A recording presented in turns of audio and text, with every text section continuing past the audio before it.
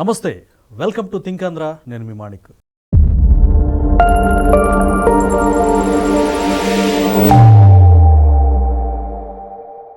మనతో పాటు ఉన్నారు ప్రముఖ రాజకీయ విశ్లేషకులు కొత్త రవీంద్రబాబు గారు. నమస్కారం సార్. నమస్తే సార్. మాజీ సీఎం ప్రస్తుతం పులివెందుల ఎమ్మెల్యే జగన్మోహన్ రెడ్డి గారి పర్యటనలో ఒక కొత్త రాజకీయ ఒరవడిని తీసుకొస్తా ఉంది. తాజాగా జోగి రమేష్ గారి పరామర్శ పర్యటనలో చాలా లా అండ్ ఆర్డర్కి విఘాతం కలిగిస్తూ ఇద్దరిని బలిగొన్న నేపథ్యం కూడా జరిగింది. కానీ ఈ జోగి రమేష్ నేపథ్యం ఏంటి, అసలు ఆయన్ని పరామర్శించాల్సినటువంటి ఆవశ్యకత ఏముంది? జగన్మోహన్ రెడ్డి గారు అంత డ్యూరేషన్, అంత టైం తీసుకొని పరామర్శలో ఇలాంటి గందరగోళ పరిస్థితులు ఏంటి? అసలు జోగి రమేష్ గురించి పూర్తిగా మీరు ఏం చెప్తారు సార్?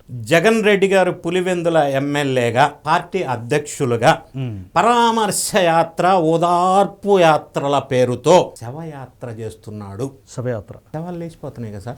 చనిపోయిన వాళ్ళకి బాధ్యత ఎవరో ప్రతి పర్యటనలో ఒకరో ఇద్దరో చనిపోతూ ఉంటే, లేదా ప్రతి పర్యటనలో మామిడికాయలు కానీ, పొగాకు కానీ, మిర్చి కానీ విధ్వంసం చేస్తూ ఉంటే వాటికి బాధ్యత ఎవరు తీసుకుంటారు? జగన్ రెడ్డి గారు జోగి రమేష్ని పరామర్శించాడు, బెంగళూరు వెళ్ళిపోయాడు. ఆ పర్యటనలో చనిపోయిన కుటుంబాలు, అది రాంబాబు వాళ్ళ పార్టీకి సంబంధించిన వ్యక్తి, 17 సంవత్సరాల భార్గవ్, వీళ్ళ కుటుంబాలను ఎవరు ఆదుకుంటారు? ఈ చావులకి కారణం ఎవరు? ఎవరు రెస్పాన్సిబుల్ అండి? ఖచ్చితంగా కుటుంబం సర్వం కోల్పోయినట్టే కదా. జోగి రమేష్ పర్యటన చేశాడు, పరామర్శ అనండి, ఇంకొకటి అనండి. అసలు జోగి రమేష్ పరామర్శించే స్థానం ఉన్న వ్యక్తి. ఆయన చరిత్ర ఏంటి అసలు? పరామర్శించే స్థాయి కానీ స్థానం కానీ ఉంది ఆయనకి? ఏం చేశాడని పరామర్శించారండి? ఏమన్నా స్వాతంత్ర సమర యోధుడా?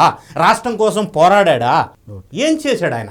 ఏం చేశాడు అంటే కొన్ని చేశాడు, ఖచ్చితంగా చేశాడు. అవేంటనేది విశ్లేషణ చేసి నిన్నటి జరిగిన సంఘటనలను కూడా మనం విశ్లేషణ చేద్దాం. ఈ జోగి రమేష్ అనే అతను గతంలో, అంటే మాజీ మంత్రివర్యులు, మనం చెప్పుకోక తప్పదు. మరి ఇతని మీద ఇప్పటికే 13 కేసులు ఉన్నాయి. నేర చరిత్ర కలిగినటువంటి వ్యక్తి. అగ్రిగోల్డ్ సంస్థ మనకి ఇప్పటికీ గుర్తుంటుంది, ఎందుకంటే అందులో బాధితులు ఎక్కువ ఉన్నారు కాబట్టి. ఆ సంస్థకి సంబంధించిన భూమిని కబ్జా పెట్టి 10 కోట్లు దొబ్బేశాడని జోగి రమేష్ మీద, వాళ్ళ కొడుకు మీద కేసు ఇప్పటికీ ఉంది. మరి దాన్ని ఏం చేయాలా? అది ఇంకా ఉంది కేసు. మడ అడవుల్ని కాకినాడ దగ్గర విధ్వంసం చేసి 1500 ఎకరాలు దొబ్బేశాడు. 1500 ఎకరాలు? ఎస్. మరి దాన్ని ఏం చేద్దాం? అది ఇంకా ఉంది. ఈయన ఘనకార్యాలు ఇంకా చాలా ఉన్నాయి. కత్తివెన్ను మండలం రైతులకు పట్టాలు ఇప్పిస్తానని చెప్పి చౌకగా చెరువులు లీజుకు తీసుకొని గోదావరి జిల్లా వాళ్ళకి అక్రమంగా దాన్ని అంటగొట్టేసి 150 కోట్లు దొబ్బేశాడు కమిషన్. మరి అది ఇంకా కేసు ఉంది. 30 ఎకరాల్లో దొంగ దస్తావేజులు సృష్టించి బంటుమిల్లి అన్న గ్రామంలో పైసలు కాజేశాడు. అది ఇంకా కేసు ఉంది. నిడమర్రు రెవెన్యూ తణేలు సర్వే నంబర్ 77, 76, 78లో 300 ఎకరాలు కబ్జా పెట్టేశాడు. చిట్టా పెద్దగానే ఉంది. ఇంకా ఉంది. నిడమర్రు రెవెన్యూ, ఇది పెడనలో జగనన్న కాలనీ లేఅవుట్లు అని చెప్పేసి అందులో 50 కోట్లు, అది కూడా కేసు ఉంది.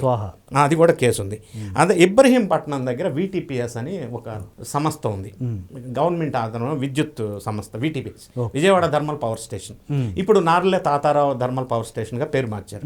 అందులో యాష్ అనేది బై ప్రొడక్ట్ ప్రొడ్యూస్ అవుతుంది. ఆ యాష్ ప్రొడ్యూస్ అయిన దాన్ని స్టోరేజ్, చెరువులు ఒక వ్యవస్థ ఉంది. దాని దగ్గర ఆ చెరువు మొత్తాన్ని కబ్జా పెట్టేశాడు. దాని మీద కూడా ఇప్పుడు కేసు నడుస్తూ ఉంది. విద్యుత్ సబ్ స్టేషన్ లో ఉద్యోగాలు ఇప్పిస్తానని చెప్పి ఒక్కొక్క వ్యక్తి దగ్గర 2 లక్షలు కాజేశాడు, 100 కోట్లు వసూలు చేశాడు.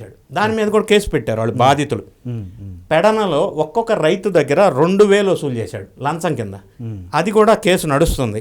ముఖ్యమంత్రి సహాయ నిధి ఇచ్చిన సందర్భంలో ప్రతి ఒక్కరి దగ్గర నుంచి 20% కమిషన్ వసూలు చేశాడు. అది కూడా క్లియర్ గా కేసు ఉంది ఈయన దగ్గర. 2021లో టీడీపీ ఆఫీస్ విధ్వంసం కేసు ఉంది. చంద్రబాబు నాయుడు గారి మీద, ఇంటి మీద దాడి చేసిన కేసు ఉంది. అది ఎవరి కళ్ళల్లో ఆనందం చూడటానికి ఆ పని చేశాడో కానీ ఆ వ్యూహం అయితే వర్కౌట్ అయిన తర్వాత మినిస్టర్ ఇచ్చాడు. జగన్ రెడ్డి గారు ప్రోత్సహించారు పాపం.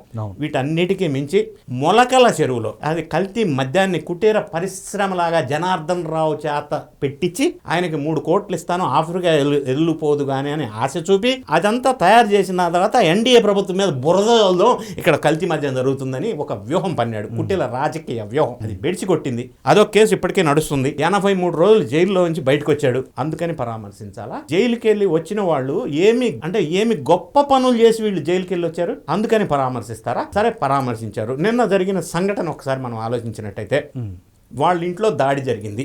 ఎస్, దాడి జరిగింది, అంతవరకు కరెక్టే, దాడి జరిగిన మాట వాస్తవం. అయితే ఆ దాడి జరిగే టైంలో ఇంట్లో ఎవరూ లేరు, ఇంటికి తాళం వేసింది. దాడి జరిగిన సందర్భంలో తెలుగుదేశం ఎన్డీఏ కూటమిలో ఆ ఇంటి దగ్గరికి రీచ్ అయ్యేదానికంటే ముందే వైఎస్ఆర్ కాంగ్రెస్ పార్టీ శ్రేణులు పెద్ద ఎత్తున ఇంటి లోపల ఇంటి బయట ఎందుకున్నారో, లోపల ఉన్నారు ఇంట్లో. ఎస్, ఎందుకున్నారు అక్కడ, వీళ్ళు వచ్చే ముందే వాళ్ళు ఎందుకున్నారు. నంబర్ 2, వీళ్ళు ఎవరైతే దాడి చేశారని చెప్తున్నారో వాళ్ళు ఇంట్లోకి ఒక బాటిల్ ఇసిరేశారు. బాటిల్ బాల్కనీలో ఫస్ట్ ఫ్లోర్ లో పడి అక్కడ ఫైర్ అయింది. అది సీసీటీవీ ఫుటేజ్ ద్వారా వెలుగులోకి వచ్చింది. ఆ ఇసిరేవేసిన వాడు వైఎస్ఆర్ కాంగ్రెస్ పార్టీ కార్యకర్త. మరి ఎవరి మీద ఎవరు దాడి చేశారు, ఎందుకు దాడి చేపించుకున్నారని మీరు అడగవచ్చు. సంస్కృతి ఉంది డిఎన్ఏలో మనకి వైఎస్ఆర్సీపీలో. గతంలో కోనసీమ ఏరియాలో ఒక ఉద్యమం జరుగుతున్న సందర్భంలో కాపులకు సంబంధించిన ఒక పెద్ద ఉద్యమం అప్పట్లో జరిగింది. మనకి ఇప్పటికీ ఎందుకు గుర్తంటే ఆ ఉద్యమం నేపథ్యంలో చాలా విధ్వంసం జరిగింది. అందులో పనిలో పనిగా అప్పటి మంత్రిగా ఉన్న అమర్నాథ్ ఇంటి మీద కూడా దాడి జరిగింది. అది చేసింది చేపించుకుంది మనమే, వాళ్ళే చేపించుకున్నారు. ఆ నేపథ్యం ఉంది, ఆ బ్యాక్గ్రౌండ్ ఉంది, ఆ చరిత్ర ఉంది, ఆ సంస్కృతి ఉంది. అందులో భాగంగానే ఈయనే దాడి చేపించుకొని తాళం వేసి ఉన్న ఇంటికి పెద్ద ఎత్తున పబ్లిసిటీ చేపించుకున్నారు. సరే, అంతవరకు ఒక పార్ట్. జగన్ రెడ్డి గారు పరామర్శ, శవయాత్ర, ఇంకోటి ఏదో పేరు ఏదన్నా పెట్టుకోండి, వెళ్ళారు. వెళ్ళినప్పుడు బైక్ స్టంట్లు. ఏంటంటే ఇది జాతర, ఇదేమన్నా సర్కసా? బైక్ స్టంట్లు ఎందుకు చేపించారు? ఎవరు ఆదేశాలు ఇచ్చారు? ఎవరు ఇన్స్ట్రక్షన్స్ ఇచ్చారు? ఎవరు స్క్రిప్ట్ ఇచ్చారు? ఎవరు డైరెక్షన్లో అది చేయమని చెప్పారు? చెప్పకుండా చేస్తారా? చేయరు. అంటే వాళ్ళు గంజాయి మొత్తులో, అంటే ఇంతకుముందు మందు బీర్ ఇచ్చేవాళ్ళు, ఇప్పుడు బహుశా గంజాయి ఇస్తున్నారంట. డెవలప్ అయింది అనుకుంటా, వాళ్ళ హయాంలో పెంచారు కదా, అది కూడా కన్జ్యూమ్ అవ్వాలి కదా.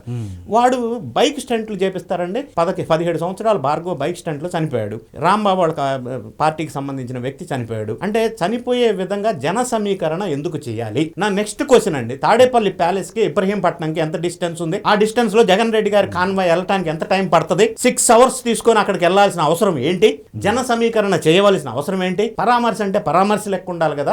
జనానికి ఇబ్బంది ఎందుకు కలిగించాలా? ఇద్దరు చావుకి ఎందుకు కారణం అవ్వాలా? అక్కడికి పరామర్శించడానికి ఆ స్థాయి ఏంది? ఆయన చేసిన ఘనకార్యం ఏందని ఈ బ్యాక్గ్రౌండ్ మనం ఇంకొకసారి చూసినట్టయితే, కొద్దిగా వెరీ రీసెంట్లీ మండలిలో అధ్యక్షుడిగా ఉన్నటువంటి మోషా రాజు ఎమ్మెల్సీ వాళ్ళ కొడుకు పెళ్లికి పిలిస్తే అక్కడ విధ్వంసం చేస్తారండి. పెళ్లిలో ఆ డెకరేషన్ ఏం జరుగుతుంది? ఇక్కడ పరామర్శ ఏంటి, విధ్వంసం ఏంటి? పెళ్లికి పోయి పెళ్లి దగ్గర ఆ డెకరేషన్ విధ్వంసం చేపిస్తాడా? ప్రతి చోట బల ప్రదర్శన జరుగుతుంది. ఎందుకు? పెళ్లికి వెళ్తే ఆశీర్వదించాలి మంచి మనసుతో దంపతుల్ని. డెకరేషన్ బద్దలు కొట్టి విధ్వంసం చేస్తే అమోషరాజు మైకులో పెట్టుకుని దండం పెడతా, ఖరాబ్ చేయకుండా జాగ్రత్తగా వెళ్ళిపోండి అన్నాడు. సార్, ఎక్కడైనా ప్రజాస్వామ్యంలో ప్రజల మనసులను చూరగొని వాళ్ళని రిక్వెస్ట్ చేసుకుని వాళ్ళ గుండెల్లో స్థానం సంపాదించుకుంటారు. కానీ ప్రజలను భయపెట్టి నేను రాజ్యాధికారం చేపట్టాలి అనుకున్నటువంటి జగన్ నైజాన్ని ఏ విధంగా అర్థం చేసుకోవాలి? ఆయనకు ఒక నార్సిస్టిక్ పర్సనాలిటీ, సైకలాజికల్ డిజార్డర్ ఉంది. ఎక్కడికి వెళ్ళినా పరామర్శ పేరుతో ఎక్కడికన్నా వెళ్ళండి, పరామర్శించండి. అది శుభకార్యం కావచ్చు, అశుభకార్యం కావచ్చు, ఆశీర్వదించండి లేదా ఓదార్చండి. కానీ బల ప్రదర్శన ఎందుకు? నంబర్ 1. నంబర్ 2, దాని వల్ల ప్రజలకి నష్టం జరుగుతుంది. అంబులెన్స్ లో కావచ్చు, ఎంతో అవసరాలు ఉంటాయి. దాని వల్ల ప్రజలు ఇబ్బంది పడటం వల్ల ప్రజలతో ఈ పార్టీ కనెక్ట్ అవుతుందా, డిస్కనెక్ట్ అవుతుందా? డిస్కనెక్ట్ అవుతుంది. వైఎస్ఆర్ కాంగ్రెస్ పార్టీ కరడుగట్టిన ఓటర్స్ ఉంటారండి, మిగతా పార్టీలకు కూడా ఉంటారు, కొంతమంది న్యూట్రల్ ఓటర్స్ కూడా ఉంటారు. వీళ్ళు జగన్ రెడ్డి గారి పార్టీకి ఓటు వేయాలంటే ఎందుకు వేయాలా అంటే, భయభ్రాంతులు చేస్తే ప్రజలతో కనెక్ట్ అవ్వరు. ఏ రాజకీయ పార్టీ కానీ ఏ రాజకీయ నాయకుడు కానీ ప్రజల్ని కనెక్ట్ అవ్వాలా. ఇటువంటి విధ్వంసకాండ చూసి ప్రజలు భయపడితే ఓటేయరు, భయపెడితే ఓటేయరు.